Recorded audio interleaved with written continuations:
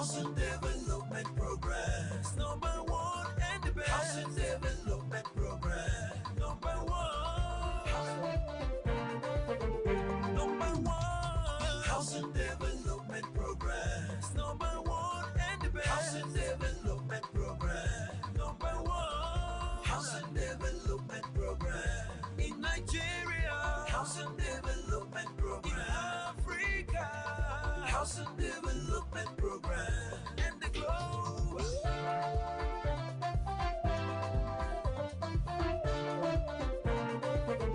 Number one. Housing Development Program. The significance of the construction industry in the attainment of a nation's quest for development and self-reliance cannot be overemphasized.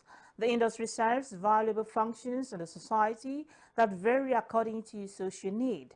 This is evident in the fact that every individual, business or services of diverse kinds must have a shelter and a location in the environment. Sadly, the housing stock that does exist in Nigeria is expensive when compared to local household income.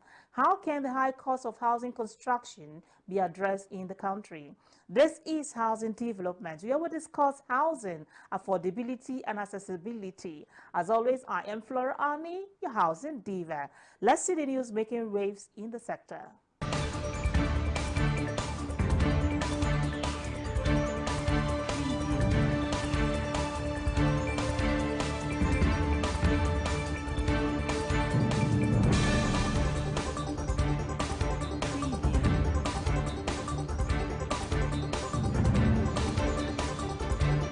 The Mortgage Banking Association of Nigeria, MBAN, has offered to partner the federal government for effective implementation of the newly approved 250 billion naira mortgage and real estate investment fund. MBAN said its members in mortgage banks and brokers were ready to ensure that the benefits reach the targeted Nigerians for the initiative. The association announced this in a statement yesterday in Abuja by its president, Ebilate Makuroki, and its executive secretary, Dr. Adedeji Ajadi, in reaction to federal government approval of the fund to address Nigeria's housing deficit. The Federal Mortgage Bank of Nigeria, FMBN, has secured a 100 billion off-taker guarantee to support the development of the Karasana Renewed Hope City in Abuja. The Renewed Hope cities located in the FCT, Lagos and Kano are part of the Public-Private Partnership PPP agreement under the Renewed Hope Cities and Estate programs designed to address Nigeria's housing deficit. The announcement was made by the Minister of Housing and Urban Development, Musa Dangiwa, during a presentation of the State House Gallery, Aso Villa, on Sunday. Dangiwa highlighted that the guarantee has already enabled developers to mobilize over 40 billion naira in financing, marking a major milestone in efforts to tackle the country's housing challenge. Experts in Nigeria's housing sector are set to provide insights into the financial and regulatory challenges in achieving the federal government's Renewed Hope agenda on housing at the forthcoming 2024 edition of the Property and Environment Writers Association of Nigeria P1 Annual Conference in Lagos. The conference, themed Resolving the Financial and Regulatory Dilemma in Achieving the Renewed Hope Agenda on Housing, will feature the Managing Director of the Federal Mortgage Bank of Nigeria FMBN, Shehu Usman Osidi, as a keynote speaker and the Managing Director of UPDC, Odunayo Ojo, as guest speaker. The event will be chaired by the former president of the Nigerian Institute of Building, NIOB, Kunle Awobodu. The event will focus on removing barriers to effective housing production by improving access to low-cost financing and aligning with the federal government's housing agenda.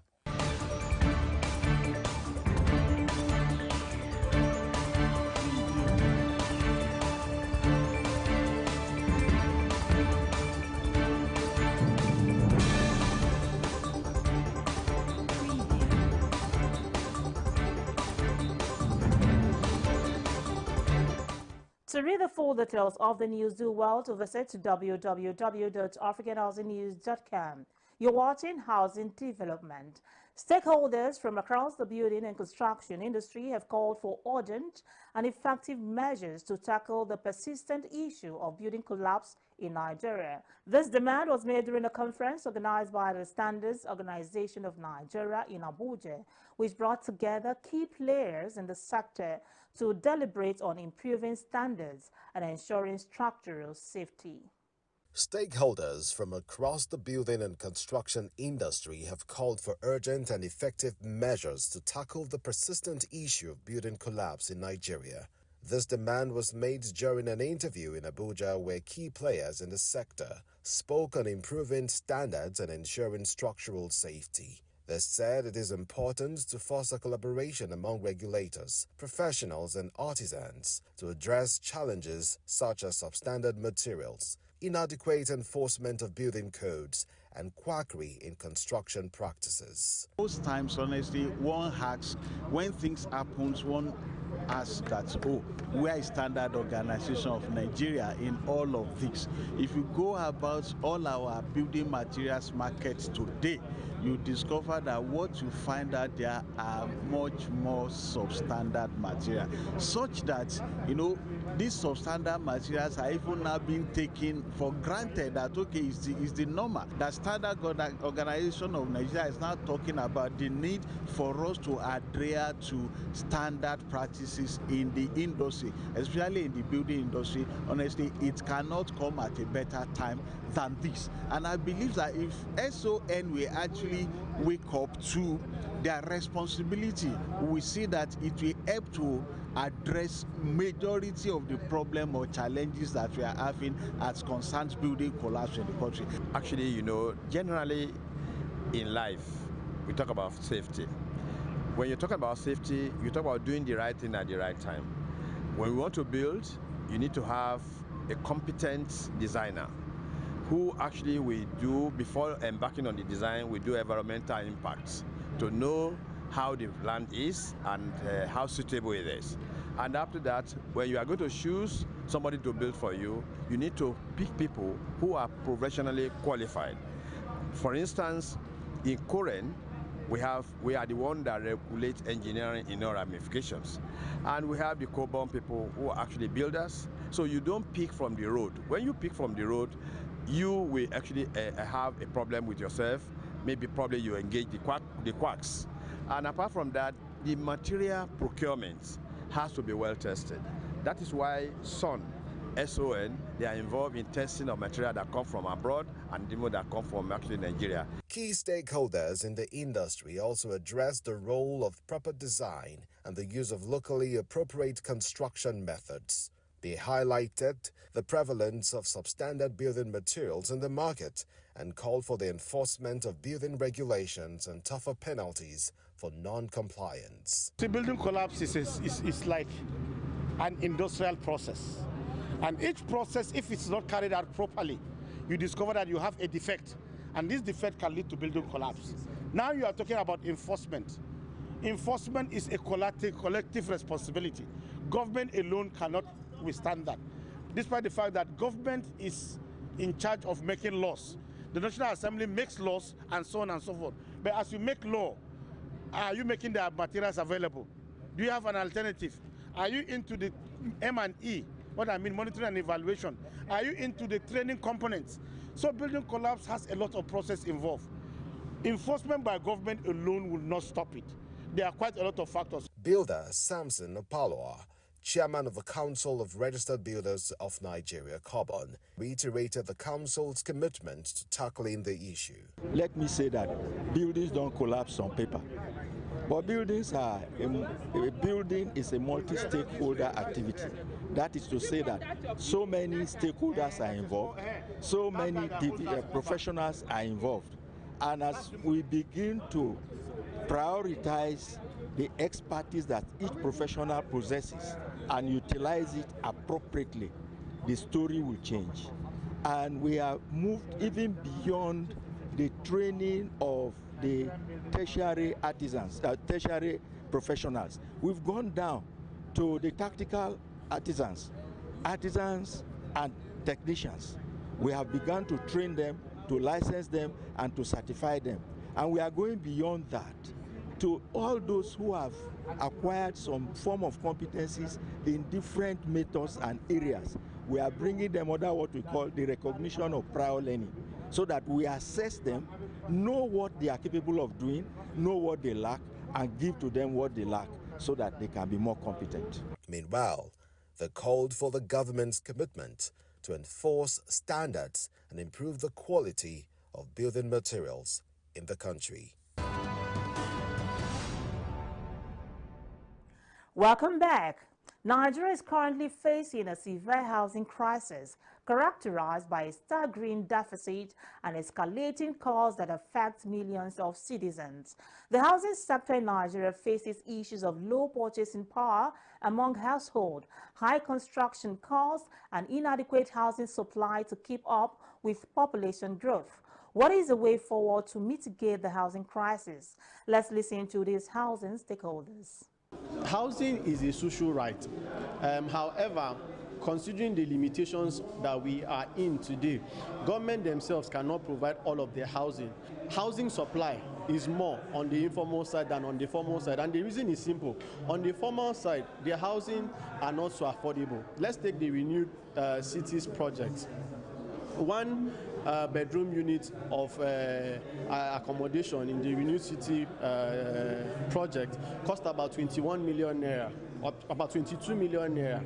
Now the thing is, how many of us, how many ordinary Nigerians, how many persons, young persons like myself, are able to afford 22 million naira, okay, to either pay incrementally or outright buy? So these are the things. So government needs to go back and look at housing from a social lens rather than from a business angle. I told the minister and the member of parliament that they need to invest on social housing scheme for all.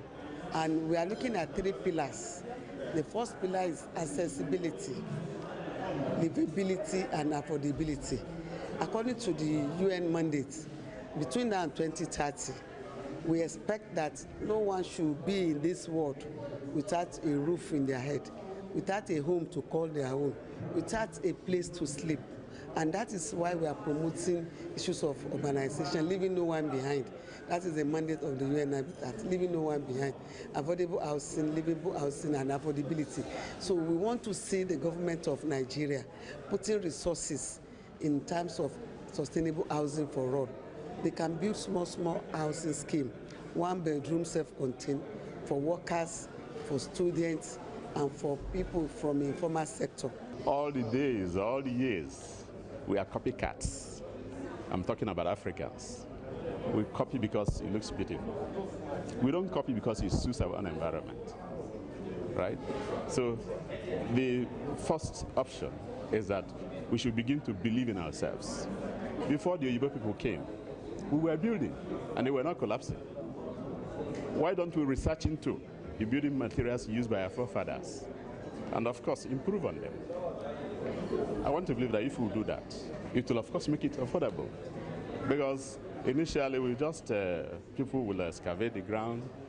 Of course they know how to choose their site for the excavation, pull the substructure, pull them up, mold them into local blocks and build with them. There are some in the north that build with a mixture of cow dungs. It has its own strength. So my thinking is that we should research into our local environment and then make use of what is available. But of course, improvement in technology, it will be better than what we are doing now. Attention, Africa. The most anticipated event in the housing sector is here, the Africa Housing Awards. It's time to celebrate the people, projects, and companies that are transforming African housing. Nominate your favorites and let their achievements be recognized across the continent. Who do you think has made the biggest impact in affordable housing, sustainable design, and innovation? Now's your chance to make your choice heard. Visit www.africahousingawards.com today and nominate your preferred winners. Show your support for those making a difference in the housing industry. The Africa Housing Awards, celebrating excellence in housing across Africa. Nominate now. It's good news. Are you a stakeholder in the built environment, or you are looking for an authentic, credible source for housing and construction news in Africa? You now have an opportunity. Africa International Housing Show has now created a unique opportunity for you by establishing a full-fledged housing television, the first of its kind in Africa. You can now access information on home ownership, rental, building materials, finance, real estate and insurance, among others, all on Housing TV Africa, channel 149 on StarTimes.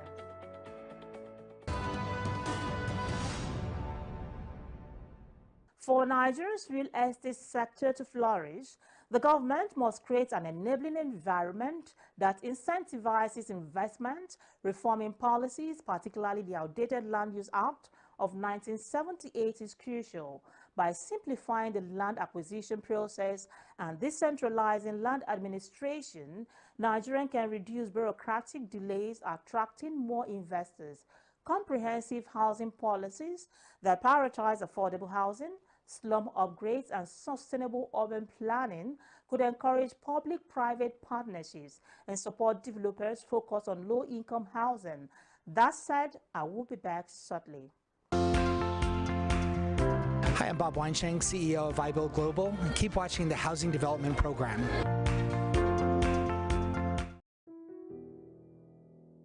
We don't have road. And you see, at times, if it is raining, you will see a lot of people will go by the roadside. They'll be thrown dirt on the main road. We also doesn't have toilet.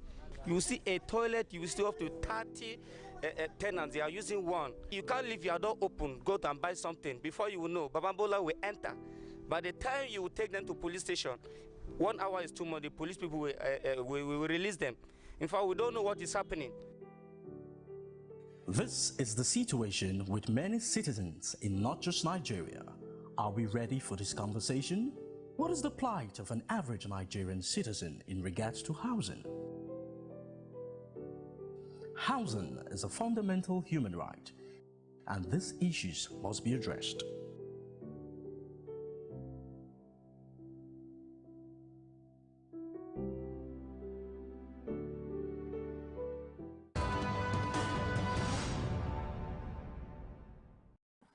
Welcome back.